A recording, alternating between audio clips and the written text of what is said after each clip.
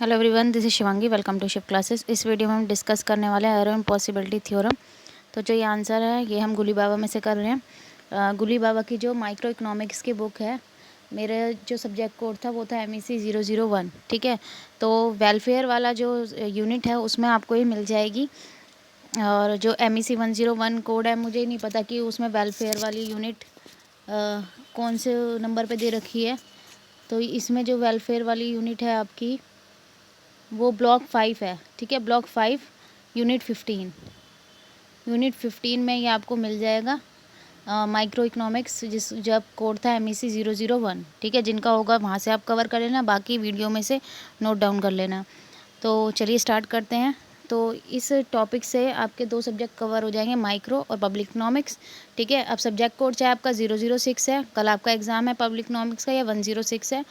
ठीक है, या माइक्रो का 001 है, 101 है। मतलब चारों ही सब्जेक्ट कोड में है। ये सब्जेक्ट आपके 2 हैं, लेकिन सब्जेक्ट कोड अलग अलग हैं। क्यों? क्योंकि सिलेबस में थोड़ा बहुत चेंजेस है। ठीक है, मैं कोशिश कर रही हूँ कि जो कॉमन टॉपिक हैं दोनों ही सब्जेक्ट कोड में, वो मैं आज आपको कवर करा दूँ, ताकि कल आपके एग्ज़ाम में आपको प्रॉब्लम ना हो अगर ये टॉपिक आपसे पूछे जाते हैं। तो एरो इम्पॉसिबिलिटी थ्योरम किसने दी थी? कीनेथ एरो ने दी थी, इन्हीं के नाम से इसका नाम रखा गया। तो जो थ्योरम समझाई गई है वो एग्जाम्पल से समझाई गई है। तो ध्यान से समझना कि यहाँ पे 3 इंडिविजुअल हैं, ABC। ठीक है, एक नेशन में, एक राष्ट्र में 3 इंडिविजुअल्स हैं, ABC। अब उनसे कहा गया, उनसे पूछा गया कि उन्हें वोट करना है 3 कैंडिडेट को XYZ। ठीक है, वोटर्स कौन कौन है? ABC। और कैंडिडेट्स कौन कौन है वोटिंग के लिए जो खड़े हुए हैं इलेक्शन के लिए? XYZ। तो टेबल के थ्रू समझेंगे। तो ये ABC है। ठीक है, A ने वोट प्रेफरेंस किसे दी है? X को, फिर Y, फिर Z। B ने पहले प्रेफरेंस किसे दी वोट देने की? Y, Z, फिर X। C ने पहले Z को दिया, फिर X और Y। तो जो टेबल है वो क्या कह रही है कि A जो प्रेफर कर रहा है वो X टू Y कर रहा है और Y टू Z, कि X को प्रेफर कर रहा है Y के मुकाबले और Y को Z के मुकाबले। ठीक है, B प्रेफर कर रहा है Y to Z and Z to X, और C प्रेफर कर रहा है Z to X and X to Y। Thus 2 individual out of 3 think that X is better than Y। तो 2 इंडिविजुअल मीन्स कि A और C, आप देख सकते हैं A और C क्या मान रहे हैं कि जो X है वो बेटर है किससे? Y से, क्योंकि C ने X के बाद Y को रैंक दी है, मीन्स प्रेफरेंस दी है। ठीक है, यहाँ पे प्रेफरेंस दी है, और A ने भी सबसे पहले X को प्रेफरेंस दी है। ठीक है, another majority thinks that Y is better then Z। और अनदर मेजोरिटी मीन्स कि A क्या कह रहा है कि जो Y है वो बेटर देन Z है, और B भी कह रहा है Y बेटर देन Z है। और बाकी में क्या कह रहा है? Z is better then X, means कि B और C क्या कह रहे हैं? जो Z है वो बेटर देन X है। दस majority principle of voting does not give any best option. तो यहाँ मेजोरिटी वोटिंग जो है वो बेस्ट ऑप्शन नहीं दे पा रही है कि कौन सा जो कैंडिडेट है वो बेस्ट होगा। Now understand who the winner, then it depend upon the order of voting. तो यहाँ पे कौन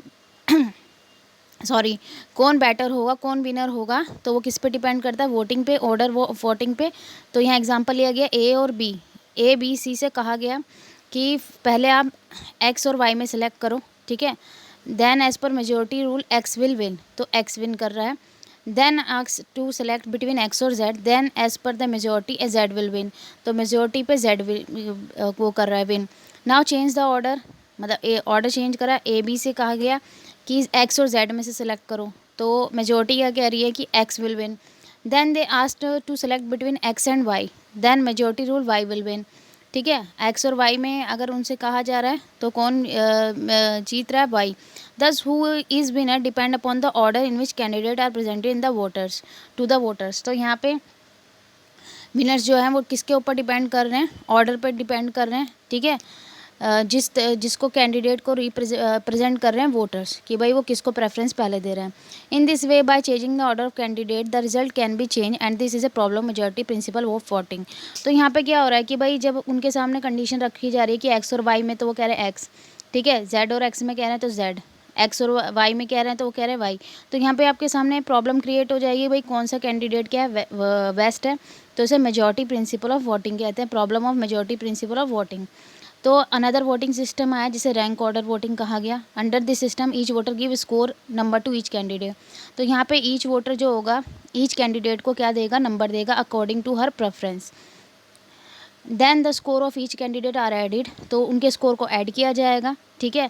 जो कैंडिडेट लीस्ट स्कोर करेगा, ठीक है, लीस्ट स्कोर करेगा तो वो सोशली प्रेफर्ड कहलाएगा। Assume that there are 2 candidate, माना कि 2 कैंडिडेट हैं एक्स और वाई, ठीक है, इंस्टेड ऑफ 3, 3 के अलावा 3 की जगह हमने 2 कैंडिडेट लिए, जेड को नहीं लिया। तो ए जो ने स्कोर दिया, ठीक है, एक्स को 1 दिया और वाई को 2 दिया, और बी ने 1 और 2। तो एक्स का टोटल कितना हो गया भाई, इसने एक्स को 1 दिया और इसने एक्स को 2, तो एक्स का 3 हो गया, और वाई को 2 दिया था और बी को उसने 1 रैंक दी थी, तो दोनों ही यहाँ पे क्या होगा, इक्वल होगा, तो यहाँ टाई हो गया। तो फिर जेड को लेके आए, ठीक है। तो ए ने बोला कि मैं एक्स को 1 ऑर्डर पे रखूँगा, इसने 2 3, बी ने वाई को 1 दिया, जेड को 2 दिया और एक्स को 3 दिया। अब इसमें एक्स का टोटल कितना हो गया, एक्स का 1 है और 3, टोटल 4, ठीक है। वाई का 2 और 1 कितना हो गया 3, जेड का 3 और 2 कितना हो गया 5। तो यहाँ पे जो सोशली प्रेफर्ड होगा, ठीक है, बोला गया जो उसका लीस्ट स्कोर होगा, तो यहाँ पे जो लीस्ट स्कोर है किसका, वाई का, तो वाई को जो है वो प्रेफर्ड किया गया है यहाँ पे। तो in this way by introducing a new candidate the preference can be change, तो नए कैंडिडेट को इंट्रोड्यूस करने के बाद जो प्रेफरेंस है वो चेंज हो गई है।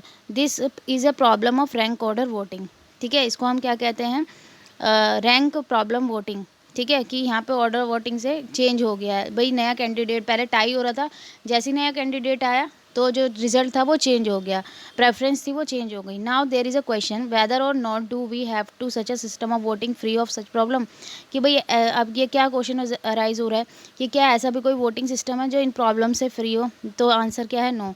The reason is Arrow impossibility theorem, तो इसका कारण क्या है, एरो इम्पॉसिबिलिटी थ्योरम।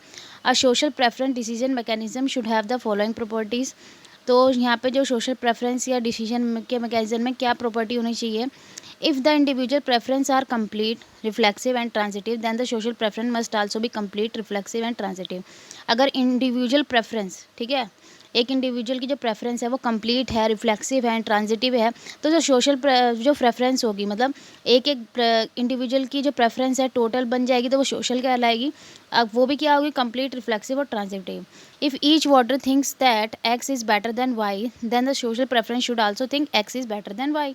जब हर एक वोटर ये सोचेगा कि एक्स जो बेटर है वाई से, तो हर एक वोटर की बात हो रही है, तो टोटल जो होगा वो सोशल प्रेफरेंस कहलाएगा सभी का। तो सभी क्या मानेंगे कि एक्स जो है वो बेटर है किससे, वाई से। The preference between X and Y should depend only on the how people rank X and Y. अब जो प्रेफरेंस है एक्स और वाई के बीच में वो किस पे डिपेंड करती है कि लोग कैसे सोचते हैं कि वो रैंक देंगे एक्स और वाई को, not how people rank other alternative, ना कि वो अदर अल्टरनेटिव को क्या रैंक दे रहे हैं। तो एरो इम्पॉसिबिलिटी थ्योरम क्या है कि that is impossible to find social preference. Arrow impossibility theorem क्या कहती है कि ये इम्पॉसिबल है कि सोशल प्रेफरेंस को क्या करना, फाइंड करना, ठीक है, जो सेटिस्फाई कर सके ऑल प्रॉपर्टीज़ को जो डिस्कस की गई है अबव, ये जो तीनों प्रॉपर्टीज़ हैं। It is only dictatorship that possess all the properties, खाली जो डिक्टेटरशिप है कि भाई तुम्हें सबको एक्स को मानना है, एक्स को ही वोट देना है, एक्स को ही प्रेफरेंस देनी है, तभी ये प्रॉपर्टीज़ फॉलो हो सकती है, क्योंकि सबका जो थिंकिंग होगा, प्रेफरेंस होगी, वो हर किसी को लेके अलग अलग होगी, ठीक है। ज़रूरी नहीं है अगर मैं एक्स को वोट दे रही हूँ तो आप भी एक्स को ही मतलब प्रेफरेंस देंगे, आप वाई को प्रेफरेंस दे सकते हैं, ठीक है। तो सिर्फ अगर डिक्टेटरशिप है तभी ये प्रॉपर्टीज़ क्या होंगी, फॉलो हो सकती है, अदरवाइज नहीं होगी। All the properties are not consistent with democracy, तो डेमोक्रेसी में ये प्रॉपर्टीज़ अलाउड नहीं होगी, क्योंकि क्या डेमोक्रेसी में क्या है, सबको अपने मर्जी से वोट देने का अधिकार है, वो किसी भी कैंडिडेट को प्रेफरेंस दे सकते हैं। तो क्लियर हुआ। तो arrow impossibility theorem I hope आपको क्लियर हो गई होगी। अगर वीडियो अच्छी लगी हो तो like it, share it and subscribe my channel. Thank you.